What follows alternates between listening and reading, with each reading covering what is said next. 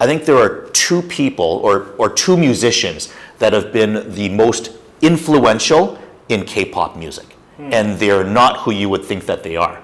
So one is Eminem, the rapper, okay? And the other is Blink-182, the punk rock band. And why do you mean they have strong influence on K-pop artists? Yeah, not that they don't have, they did. I think they influenced K-pop. They helped K-pop become successful. And here's why I say that. There is an Eminem song, I can't remember which song, but one of his songs, he says a line that says, "You boy bands, I'm here to kill you," or to make you look bad. Like, he says something where he makes boy bands look really bad.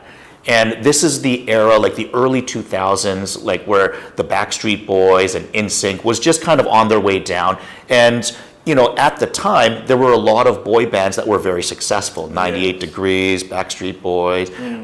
Michael Lindsay Rock, sure, in Europe. There were a bunch of these groups. And I think when Eminem said that, he was basically saying, those guys, they're not cool. I'm here to be the new cool. And, you know, popular music is going to go this way. And Blink-182, if you watch their music video, All the Small Things, then they do a parody of the Backstreet Boys music video, where they're wearing all white and dancing together, but they've got all their piercings on, and they're trying to make a joke of their video. So I think why do I say this? Is I think Eminem and Blink-182, these are just two examples of popular music artists that were on the rise in the early 2000s that were mocking boy bands and idol artists. And because of that, I think all the North American or even European music productions that invest a lot of money to try to make these successful idol groups, they got scared, I think. And they said, okay, wait, are we going to invest another $20 million to create a new idol artist, but, you know, Eminem and Blink-182 and who knows who else in the future are mocking them? What if they become uncool and now we've invested $20 million into creating these idols and they become unsuccessful? Let's not do that anymore.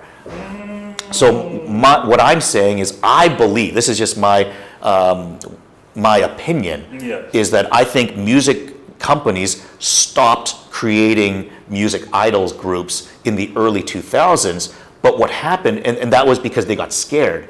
But I think what happened is that there was still a need for high school students, for middle school students, and elementary school students. They still wanted that. But I think the music industry got scared. So what happened was K-pop at the time, they were doubling down on idol groups. So instead of 4-member idol groups and 5-member idol groups, let's make a 7-member idol group. Let's make a 9-member idol group. Let's make a 13-member idol group. So they went heavier and heavier into creating idol groups, which was K-pop and Girls' Generation and BTS and these new groups of Twice and stuff like that. And I think as they became successful in Korea, they also filled the void that was there in the international idol group, because North America and Europe weren't creating idols anymore. Maybe like One Direction, but even they're a little bit different because they're not doing the synchronized dancing and stuff like that the way the Korean K-pop groups are doing. So I think Eminem and Blink-182 mocking idol groups internationally, I think they created the hole, the pocket for K-pop to be able to go in and capture a market that was left void.